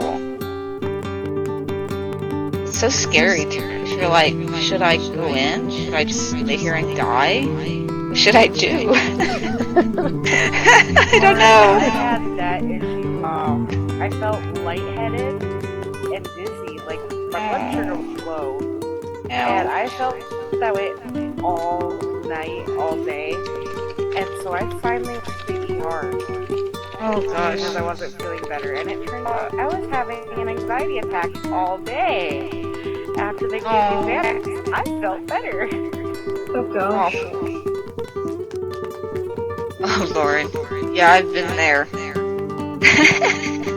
That's no fun. Not yet, but Beatrice did that to me the first time I visited Seattle. She made me some cookies, and then we went to Rivera, and it was an experience. I had to buy because I like some goat hides, and I had them save them for me. And then I was like, we gotta go home. We'll go home right now. I'm so cooked. And I had to go buy the goat hides like that, and it was terrifying. Oh, no. It was terrifying. But I did it. I'd stop laughing if I did that. It was awful. I was just like so paranoid that it was obvious. I was just like totally. I mean, they don't call me hike for nothing, so you know. I was crazy though. I don't usually use edibles, so it was wild. Yeah, I'm working on a 24-ounce. Oh my gosh, I'm definitely. I have to look at the bottle to find out what I'm drinking.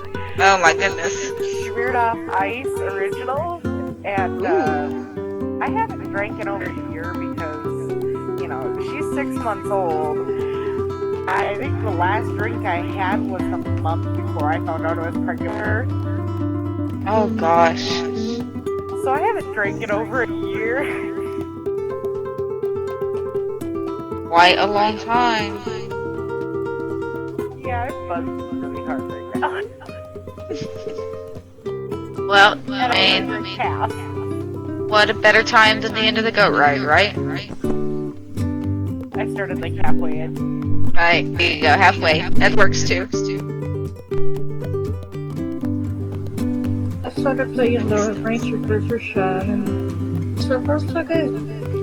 Oh yeah, you got the demo? Oh, I Yeah. loved it. I had to make myself stop playing it so that I wouldn't like play it too much and then not play it when it comes out. I was just like, oh, this is so much fun. Even just with what's in it, it barely has anything in it. It's still good. Never had a my before.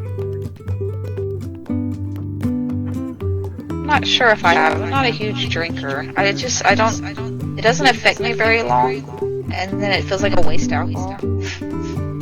I'm more of a once in a couple of months will I like drink heavily. Otherwise I'll have like a glass of wine or something every couple nights if I have. Yeah. When we go to Ren Fair, I'll usually get some mead, but other than that, I'm like a glass of wine maybe once a night if I have it. nice. just to kind of be like, yeah, time to be relaxing with it. Because this is seriously starting to make me tired.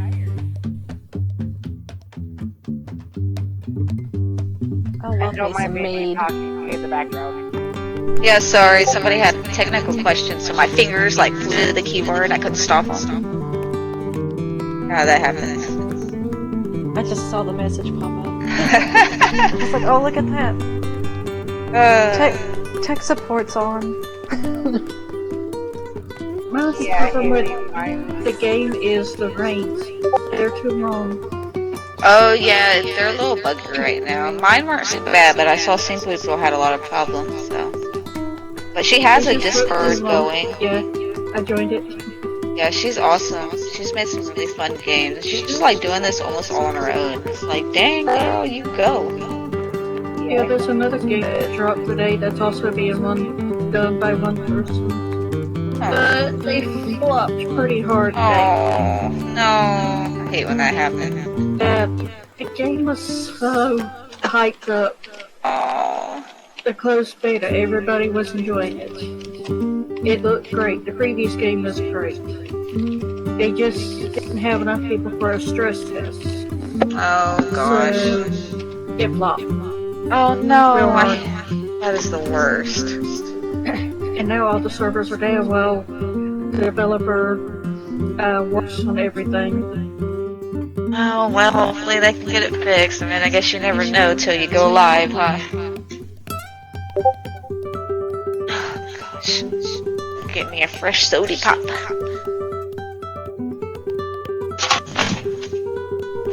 I don't know if you guys have heard of the game called Horse Tales Emerald Valley or whatever it is. If Oh, you I've have, heard of it. I've heard of it. I suggest not buying it right now. I got it for the Nintendo Switch.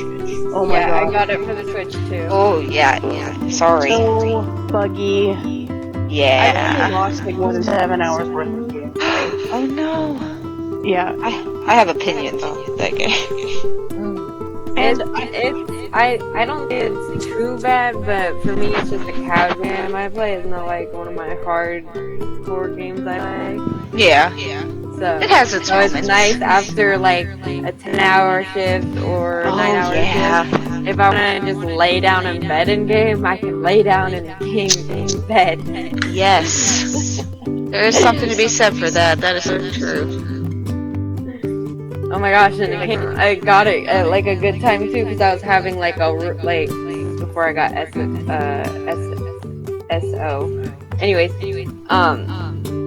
so I was having like one of them horsey fixes issues. Oh yeah.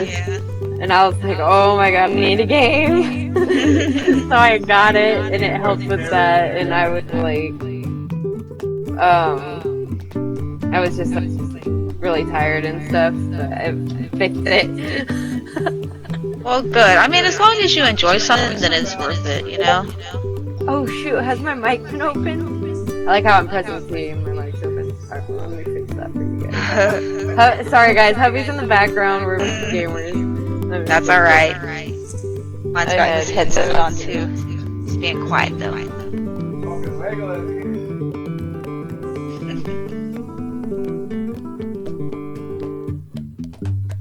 Goodness, everybody looks so cute.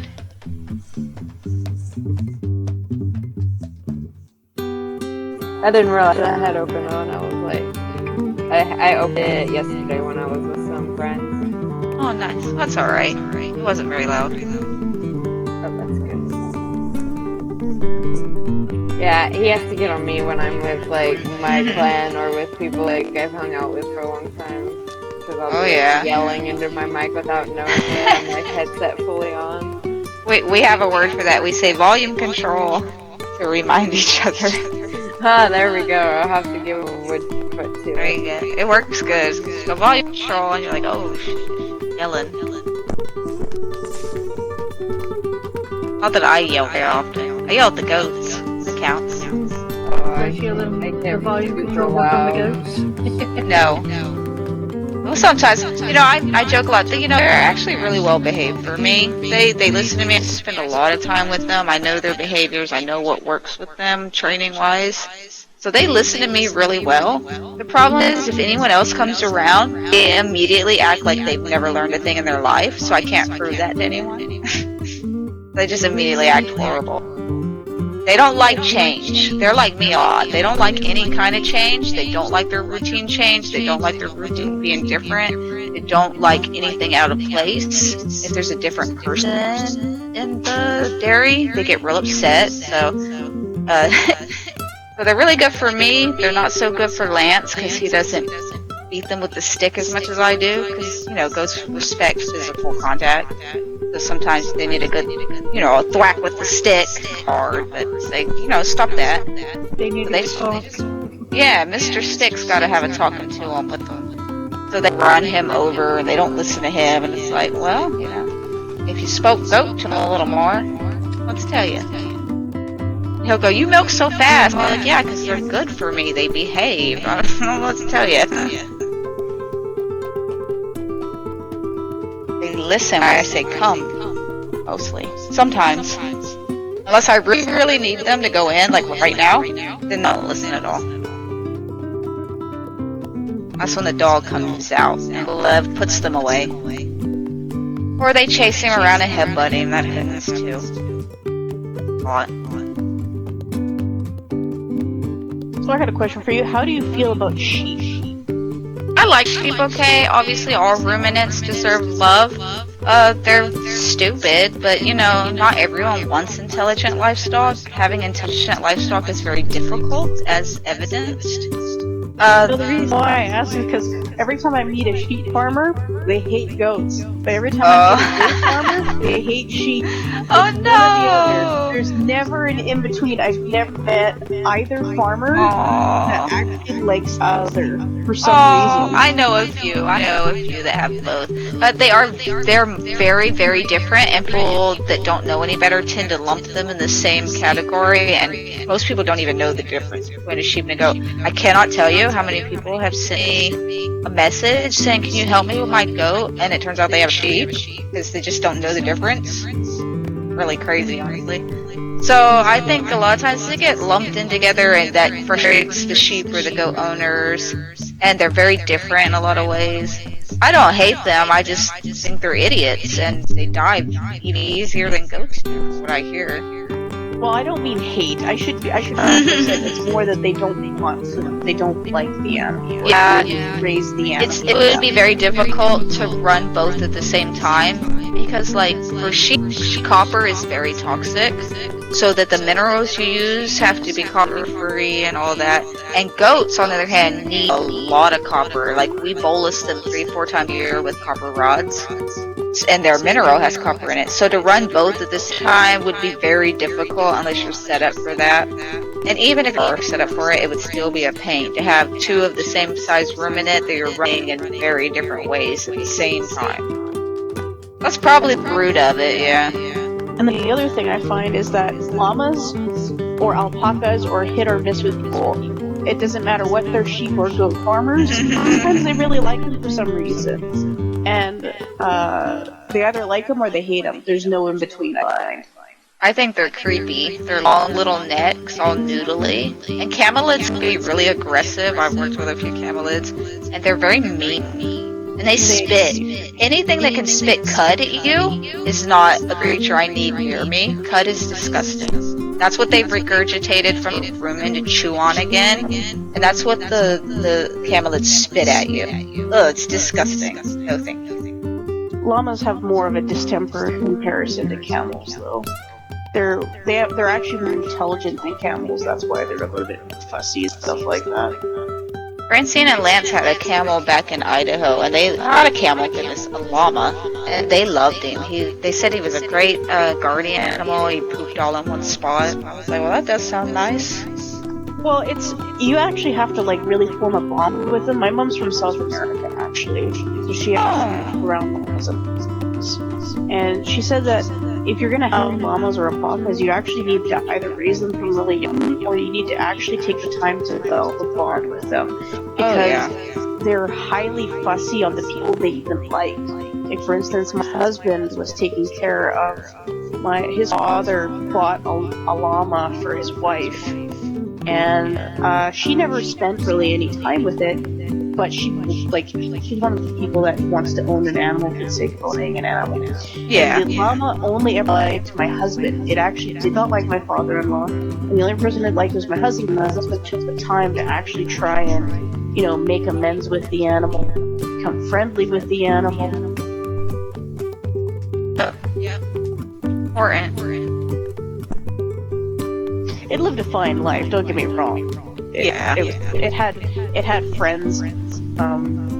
Funny enough, she bought two female sheets to use, and then they gave birth to boys, and she couldn't bring herself to kill the boys or get rid of them, so she ended up getting rid of the ewes and kept the boys. Oh gosh, that's sometimes it do be that way. And I'd be like, why would you do that?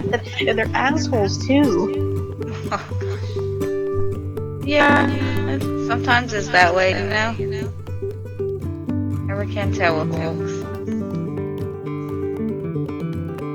She's one of those vegetarian kind of people, and I don't mind vegetarians or anything like that, but she's the kind of person that, so my husband, I met hunting. That's what we did. We met on a hunting trip.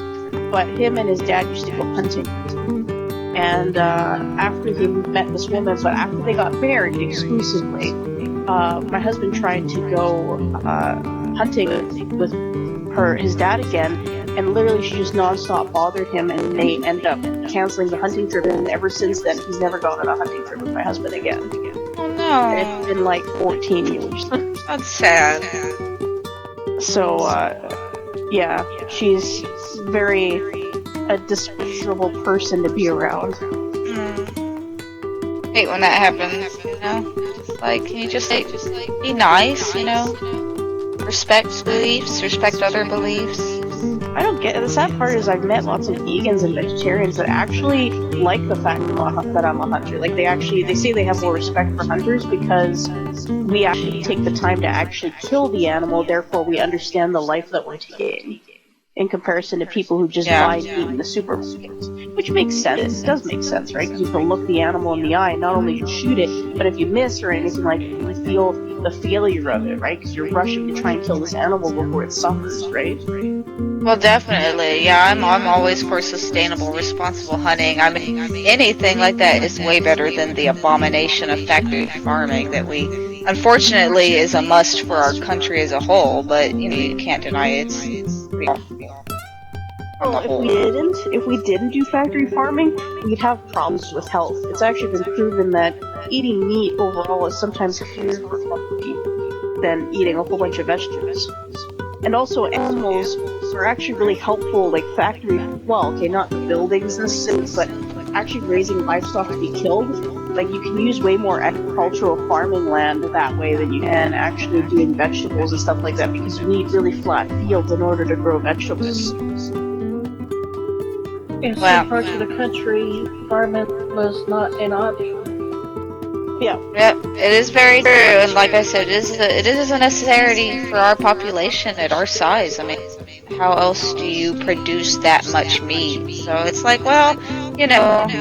it's one of those things, and the good thing about our cheese is it is vegetarian friendly. We use vegetable rennet, which is what you use to make the cheese curdle. So that's really nice. I do wish that certain aspects of vegans and vegetarians would leave me alone. I do get regular nasty messages because I am a dairy farmer with a social profile. But it's you can't, it's like saying all farmers are bad because there are bad farmers, or all vegans are bad because this person's calling me a rapist in my DMs. It's just not that way. So it's I don't want to hate y'all. I want to support vegans and vegetarians. I'm all for not eating meat if you choose not to eat meat. I don't eat very much meat at all. But don't come be mean to me as a farmer, especially me. I mean, we built a dairy to take care of the goats so they could pay for some of the food they eat. We didn't build a dairy and then get goats, That's so they can work a job and help pay for themselves. A lot of vegetarians actually will drink milk. It's usually vegans that avoid anything to do with animal byproducts. Oh yeah, I know the difference.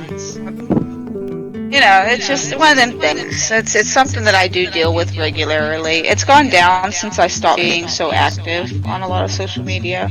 It's just like, oh, leave me alone. Like, you're picking on the wrong farmer here. Let's have a full-time slave. Me. Go away. Go away. Leave us alone. Bison and elk. Bison and elk. I want to try elk. I always tell those people too, it's like, you know what, if you think it's so cruel, come stand in the doorway of my dairy parlor between the milking stand and my goats, and I will scrape up what's left of you after they're done stomping you to death. Because it's so horrible to go to work, isn't it? You already get in that dairy to do their job, they don't care. It's not hurting them any. It's so silly. Well, it is hurting them, and it's not hurting them. It's hurting them in the sense that that dairy farming for animals is really hard on their bodies, so they do live a shorter lifespan. But it isn't hurting them in the immediacy of pain, exactly. Right. It's like a catch-22. Well, I get their point, but I don't at the same time. Like, I get the ethical point, I just don't agree with their ethical point. Exactly. It's like, you know, the ideal might be closer to their side, but the ideal is not reality. And unfortunately, we live in the world we live in, and we have to have jobs sometimes. And if the goats want to exist, you know, obviously they can't consent to it anymore, and we can consent to existing. We come into appearance and we have to work to exist, and they work to exist. It's pretty similar. So it's like, well, you find that line that you can live with and you walk it, you know? Pretty interesting. But a lot of them don't seem to understand is not everyone can afford being vegan and stuff. So true. It's So true. expensive. And it's difficult to do it right. Very difficult. So If you yeah. want the best quality stuff, you're gonna have to pay it a penny. And people Right, like Jamila. me, we can't afford that. Yeah. Well, it's Like, quite if an you can interesting afford it and you want to combo. do it, go ahead. Exactly. That's how I am, you know? About it. Exactly. You do you, and I'm happy to listen to it if you want to discuss it sometimes. But don't stop me from doing me if I'm not hurting somebody else, you know, in a legitimate fashion. You know what I'm saying? Yeah. Exactly. I just wish there was a little more of that. And that's why I always try to extend patience to everyone else. Like, well, you never know. My biggest comment on is you know that realistically humanity wouldn't be as intelligent as it was without meat, because they've proven that animals that eat meat typically have higher intelligence than those that don't. Or they have more modified brains because they have to guess what other animals are going to do to be able to hunt them. Not all, but a good portion of it. There's a lot of evidence to show that the reason why humanity evolved the way it did was because we managed to be more successful hunters than our other ape ancestors. Right. Yeah, and cooking the meat was a big one too. I know. Yeah, cooking was the huge difference because what it does is it helps to break down the proteins and make it easier for us to digest it. It's